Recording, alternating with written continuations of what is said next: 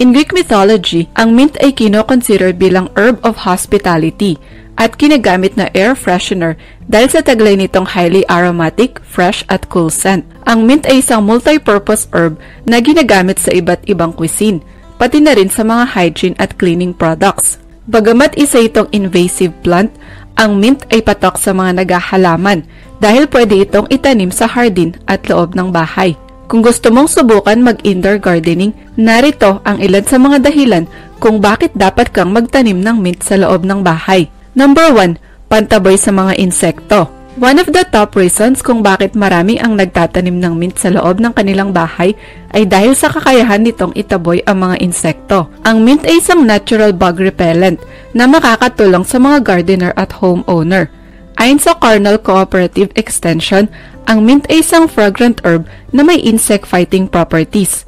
Ang taglay nitong menthol ay may biocidal properties. Mayroon din itong alcohol at terpene na nagbibigay ng minty aroma at flavor sa mint.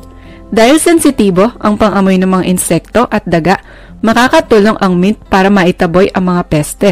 Ito ay effective na pantaboy sa mga mosquitoes, mites, ants, flies, rats at iba pang mga peste. Number 2. Pang-alis ng pagod o fatigue. Alam mo ba, ang mint leaves ay nagsisilbing natural stimulants. Ang pagtatanim nito sa loob ng bahay ay makakatulong para mabawasan ang iyong pagod. Napatunayan sa pag-aaral na ang aroma ng mint ay effective na panglaban sa fatigue.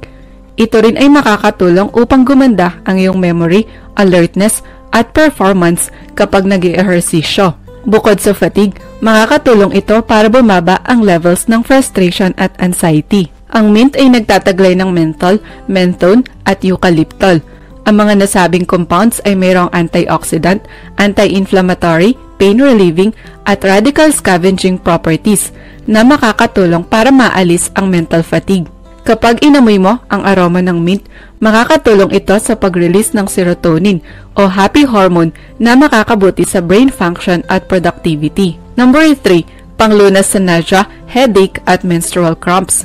Kung madalas sumakit ang iyong ulo, ang pagtatanim ng mint sa loob ng iyong bahay ay makakatulong din. Ang mint ay popular dahil sa kakayahan nitong i-boost ang mental alertness at memory. Siksik ito sa vitamin A at minerals tulad ng manganese, iron at potassium na makakatulong upang gumanda ang iyong eyesight. Pinopromote rin ito ang production ng hemoglobin o protein na matatagpuan sa red blood cells. Dahil sa taglay nitong antioxidant, anti-inflammatory at pain-relieving properties, makakatulong din ang mint upang malunasan ang nausea, headache at menstrual cramps. Para maibsan ang sakit ng ulo, subukan mong uminom ng mint tea o amuyin ang dinurog na dahon nito. Pwede mo ring ipahid ang mint essential oil sa masakit na bahagi ng iyong katawan. Number 4. Makakatulong sa digestion at weight loss. Ang dahon ng mint ay mayaman sa antioxidants at phytonutrients na makakabuti sa iyong tiyan. Ito ay makakatulong sa stomach problems kagaya ng indigestion, bloating, stomach ache at sintomas ng irritable bowel syndrome. Nirecommend din ang mint sa mga taong nagda-diet. Mayroon itong menthol oil na makakatulong para ma-activate ang salivary glands na nagpo-produce ng digestive enzymes na mahalaga sa digestion. Pinopromote ng digestive enzymes ang weight loss sa pamamagitan ng pag-absorb ng nutrients mula sa pagkain. Kinokonsume nito ang fat at kino-convert into usable energy. Magagamit din itong pang-relax ng stomach muscles para maiwasan ang indigestion at stomach spasms. Kaya naman, ang mint ay makakatulong sa digestive system at weight management. Number 5. Makakabuti sa respiratory system, asthma at common cold. Isa pang dahilan kung bakit dapat kang magtanim ng mint sa loob ng iyong bahay ay makakabuti ito sa iyong respiratory system. Ang matapang na amoy ng mint ay nagsisilbing natural decongestant.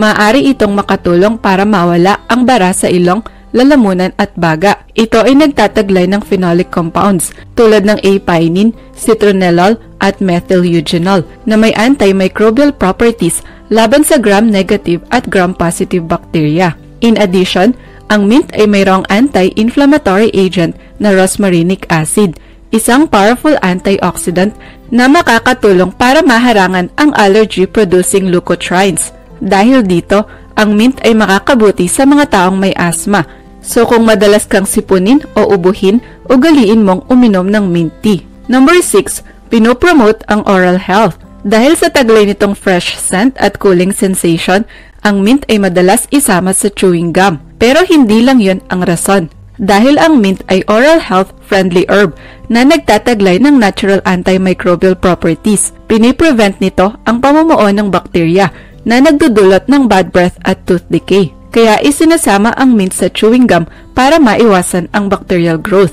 Additionally, ang mint ay nagtataglay ng menthol na may anti-inflammatory at antioxidant properties. Kapag isinama mo ang mint sa toothpaste, makakatulong ito para mabawasan ang inflammation at irritation sa gums. May antiseptic at germicidal effects din ang mint na pumipigil sa plaque formation. Kaya ang paggamit ng mint-flavored toothpaste at mouthwash ay makakabuti sa oral health. Number 7, nagbibigay proteksyon laban sa cancer. Another reason bakit marami ang nagtatanim ng mint ay dahil sa kakayahan nitong pigilan ng cancer. Ayon sa pag-aaral, ang mint ay nagtataglay ng active enzymes na maaaring makatulong upang maiwasan at magamot ang cancer. Ang dahon nito ay mayroong phytochemical na makakatulong para maputol ang blood supply sa tumors. Mayroon din itong menthol, menthone at eucalyptol na may radical scavenging properties. Ang mint ay nagtataglay ng phenolic acids tulad ng caffeic acid at rosmarinic acid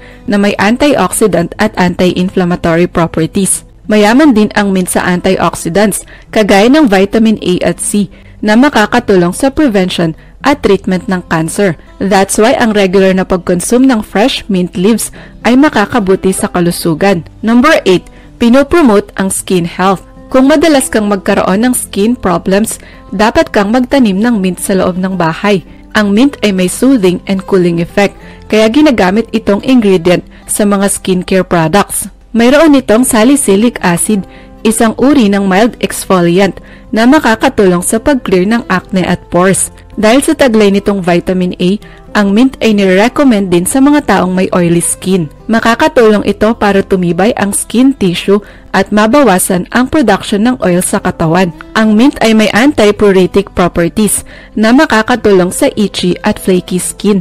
Sa katunayan, pwede kang gumawa ng mint facial scrub. Durugin mo lang ang dahon nito, ihalo sa yogurt at ipahid sa iyong mukha. Number 9, makakabuti sa mga alagang hayop. Para naman sa mga fur parents na gustong magtanim ng halaman sa loob ng bahay, ang mint ay pet-friendly choice sa mga nag-aalaga ng aso at pusa. Ang mint ay makakabuti sa mga alagang hayop dahil makakatulong ito sa digestion at para ma-refresh ang kanilang hininga. Pinopromote ng mint ang healthy skin, bones at vision sa mga aso at pusa dahil nagtataglay ito ng vitamins A at C. Makakatulong din ito sa pagtaboy ng fleas o pulgas. Moreover, ang mint ay siksik sa antioxidants at nutrients na makakatulong upang mapanatiling healthy ang iyong fur babies. Pero paalala lang, dapat limitahan ang pagbibigay ng mint sa aso at pusa. Iwasan din ang pagbibigay ng English pennyroyal o Menthopulgium dahil nakakalason nito sa hayop. Number 10, panlinis ng hangin. Ang mint ay mayaman sa menthol, isang natural compound na makakatulong para maibsan ang headaches at congestion. Dahil dito, magandang itanim ang mint sa loob ng bahay, lalo na sa sala at kwarto. Ito rin ay ginagamit sa aromatherapy dahil sa taglay nitong strong and refreshing scent. Pero alam mo ba, ang menthol na matatagpuan sa mint essential oil ay nagtataglay din ng natural air purifying properties. Kapag nag-release ng oxygen ang halaman, sinasala nito ang air pollutants. As a result, gaganda ang air quality ng kapaligiran. Nagtataglay din ito ng germicidal properties na makakatulong sa pag-disinfect ng hangin dahil may kakayahan itong patayin ang bakterya at virus. Number 11, magagamit sa pagkain at inumin. Kung mahilig kang magluto o gumawa ng refreshing and healthy drinks, ang mint ay siguradong makakatulong sa iyo. Ang fresh mint herb ay karaniwang ginagamit sa pagluluto dahil kaya nitong i-enhance ang flavor ng pagkain. Pwede itong isama sa iba't ibang recipe tulad ng pesto, salads at desserts. Ang mint ay pwede ring gamiting pang-garnish o isama sa iba't ibang klase ng inumin kagaya ng tea, juice, smoothies at cocktails. Paborito rin ito ng mga dessert lovers dahil pwedeng isama ang mint sa ice cream, pie at cookies. Mabilis itong dumami at mas tipid kumpara sa mga binibenta sa supermarket. Kaya naman marami ang nagtatanim ng mint sa kanilang kusina. Number 12, madaling lumago at low maintenance. Higit sa lahat, ang mint ay madaling lumago at low maintenance. Kaya patok ito sa mga first-time gardeners. Ang mint ay nabubuhay sa lugar na may partial shade o full sunlight. Ibig sabihin, pwede itong itanim sa garden o loob ng bahay. Ang mint ay no-maintenance plant at pwedeng itanim sa container. Nabubuhay ito kahit hindi mo bigyan ng atensyon. Kailangan mo lang itong diligan lalo na kapag mainit ang panahon. Perennial plant din ang mint, kaya namamatay ito tuwing winter o taglamig at bumabalik taon-taon tuwing spring o tagsibol. Ngayong alam mo na kung bakit dapat kang magtanim ng mint sa loob ng bahay, saan mo nga ba mabibili ito? Kung gusto mong magtanim ng mint, mabibili ito sa mga garden at online shops.